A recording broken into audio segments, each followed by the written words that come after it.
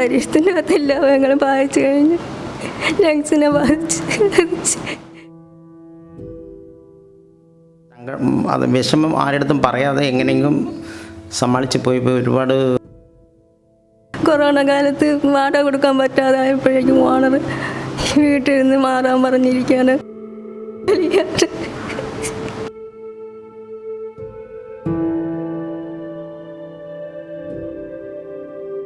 നമസ്കാരം. പിടിച്ചെടുത്ത ഭൂമി മുഴുവൻ ബ്രാഹ്മണർക്കും കശ്യപനും ദാനം ചെയ്ത് തെക്കേയറ്റത്തെത്തിയ പരശുരാമന് അഭയം നൽകാൻ വരുണൻ കടലാകെ കരയാക്കി കൊടുത്തതാണ് കേരളമെന്നാണ് പുരാണ കഥ. എന്നാൽ താമസിക്കുന്ന വീട്ടിൽ നിന്ന് കുടിയിറക്കപ്പെടാൻ ഏതാനും ദിവസങ്ങൾ മാത്രം അവശേഷിക്കെ കരമനയിലെ ഈ പരശുരാമനും സഹോദരിക്കും ആശ്രയം നൽകാൻ മറ്റൊരു വരുണനില്ല. അപൂർവ രോഗം ബാധിച്ച സഹോദരി തുളസിയുമായി എന്തു ചെയ്യണമെന്നും എവിടേക്ക് പോകണമെന്നും അറിയാതെ ഉത്തരമില്ലാതെ നിൽക്കുകയാണ് ഇന്ന് പരശുരാമൻ. എൻ്റെ പേര് തുളസി എന്നാണ്. കരമനയിലാണ് താമസിക്കുന്നത്. എനിക്ക് സിസ്റ്റമിക് സ്ക്ലീറോസിസ് എന്ന റെയർ അസുഖമാണ്.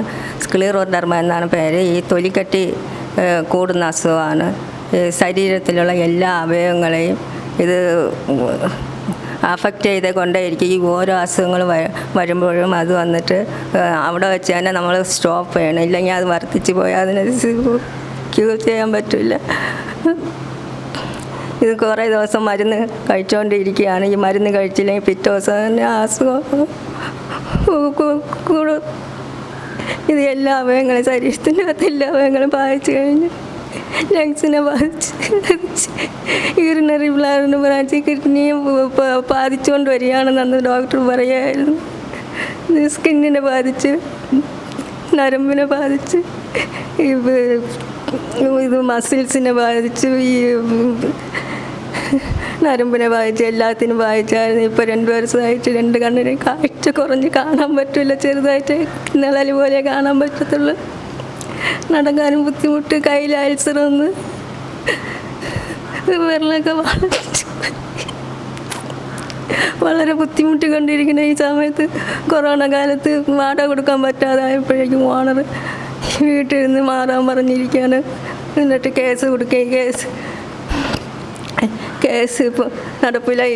ഈ മാസം 5-ാം തീയതി തന്നെ മാറണമെന്ന് പറഞ്ഞിരിക്കുകയാണ്. എവിടെ പോകണമെന്ന് അറിയാതെ ഒരിടത്ത് പോകാൻ പറ്റാത്ത വളരെ കഷ്ടപ്പെട്ട് കഴിയാണ്. ഇതെൻ്റെ സഹോദരനാണ്. മരുന്നൊക്കെ വാങ്ങിച്ച് തരാറുണ്ട്. ഇപ്പം കോവിഡ് ആയതുകൊണ്ട് പണിയും വരുമാനം ഇല്ലാത്തതുകൊണ്ട് ലീഗൽ സർവീസ് ഇരുന്ന് മാസം തോറുമായിരുന്നു ആഹാര കിറ്റ് സാധനങ്ങളൊക്കെ കൊണ്ട് തരുന്നത്. ചാരിറ്റിക്കാരാണ് നമ്മളെപ്പോൾ സഹായിച്ചുകൊണ്ടിരിക്കുകയാണ്. ഇപ്പോൾ ഇറങ്ങിച്ച് പോകാൻ വേണ്ടിയിട്ട് ഒരു വീടും ഇല്ല, ഒരു സ്ഥലവും ഇല്ലാതെ വളരെ കഷ്ടപ്പെട്ടു വിശ്രമിച്ച് കഴിയാണ്. ഈ അസുഖം വന്നിട്ട് ഇവിടെ തന്നെ ഇല്ല, ഇന്ത്യയിൽ വെളിയിലുള്ള ഒരു റെയർ അസുഖമാണ്. ഈ അസുഖത്തിന് നമുക്ക് കൊണാക്ക് ഭയങ്കര ബുദ്ധിമുട്ടാണ്. മരുന്ന് പോലും കണ്ടുപിടിച്ചിട്ടില്ല. ഈ അസുഖം എന്തെങ്കിലും ബുദ്ധിമുട്ട് വരുമ്പോൾ അപ്പം ഉടൻ തന്നെ കാണിച്ച് അവിടെ വെച്ച് തന്നെ സ്റ്റോപ്പ് ചെയ്തില്ലെങ്കിൽ കൂടിപ്പോയാൽ പിന്നെ അത് നമുക്ക് ക്യൂർ ചെയ്യാൻ പറ്റത്തില്ലെന്ന് ഡോക്ടർ അന്നേ പറഞ്ഞിരിക്കുകയാണ്.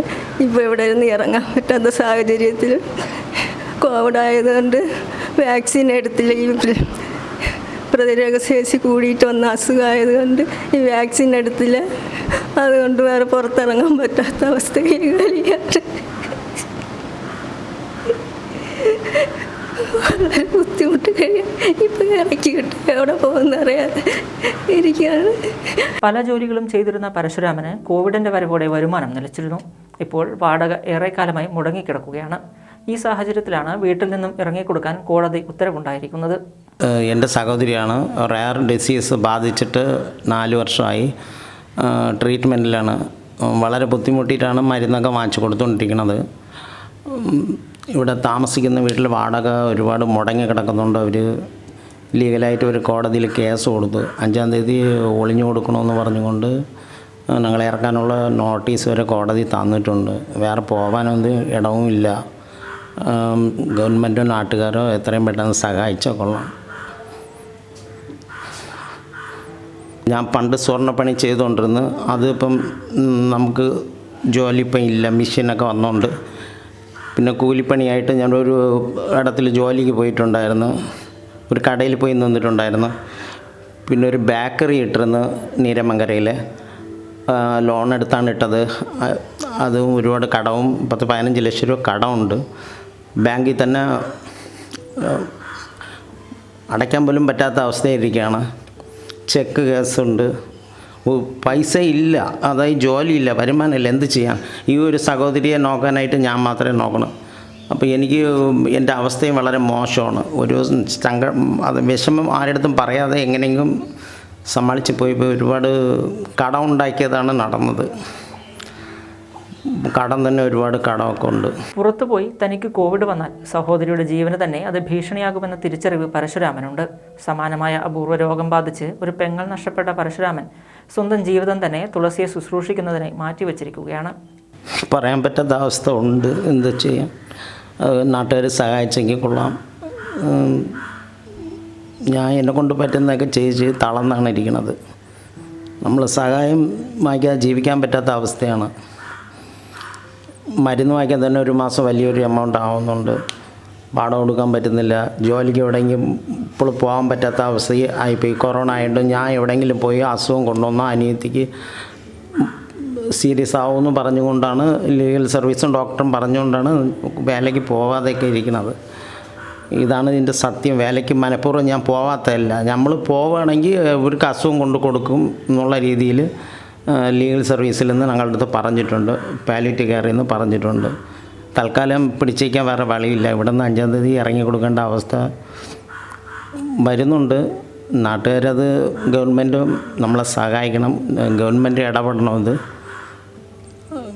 ഇടപെട്ട് സഹായിക്കണം. എത്രയും പെട്ടെന്ന് ഞങ്ങൾക്ക് വേണ്ട സഹായം എത്തിച്ചേരാൻ പറ്റുമെങ്കിൽ അത് 2 ദിവസത്തിന് മുമ്പെങ്കിലും എത്തിച്ചു തന്നാൽ കൊള്ളാം. ഇപ്പോൾ ഇതേപോലെ ഒരു സഹോദരി മുമ്പ് മരിച്ചിട്ടുണ്ട്, റെയർ ഡിസീസ് ബാധിച്ചിട്ട്. പിന്നെ ഞങ്ങളെ വീട്ടിൽ എൻ്റെ ചേട്ടൻ്റെ മോള് 15 വയസ്സായി, ഇപ്പം +1 ചേർന്നിട്ടുണ്ട്. ആ കുട്ടിക്കും റെയർ ഡിസീസ് ബാധിച്ച് എല്ല് പൊടിഞ്ഞു പോണ അസുഖമാണ്. ഈ സംഭവം നമ്മളെ കുടുംബത്തിൽ ഇങ്ങനെ തുടരുകയാണ്. ഇത് ലേഡീസിന് മാത്രമാണ് കണ്ടുവരുന്നതായിട്ട് കണ്ടുവന്നിട്ടുണ്ട്. ഗവൺമെൻറ് ഇടപെട്ട് ലൈഫ് പദ്ധതിയിൽ വീട് തരണം, അല്ലെങ്കിൽ സന്നദ്ധ സംഘടന ഞങ്ങൾക്ക് സ്ഥലമോ വീട് തന്ന് സഹായിക്കണം. വാടക മുടങ്ങിയതിൻ്റെ പേരിൽ തങ്ങളെ കുടിയൊഴിപ്പിക്കുന്ന വീട്ടുകാരോട് പരശുരാമന് പരിഭവമില്ല. രോഗിയായ പെങ്ങളെയും കൊണ്ട് എവിടേക്ക് പോകണമെന്ന ആശങ്ക മാത്രം. തലചായ്ക്കാൻ ഒരിടം എന്നതാണ് പരശുരാമൻ്റെ ആവശ്യം.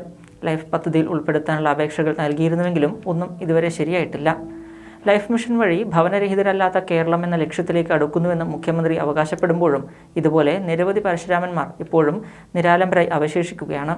അവർക്ക് തലചായ്ക്കാനൊരു തുണ്ട് ഭൂമിക്ക് വേണ്ടി വീണ്ടും ഒരു പരശുരാമൻ പുതിയൊരു കേരളം സൃഷ്ടിക്കേണ്ടി വരുമോ എന്നതാണ് ഇവർ ഉയർത്തുന്ന ചോദ്യം.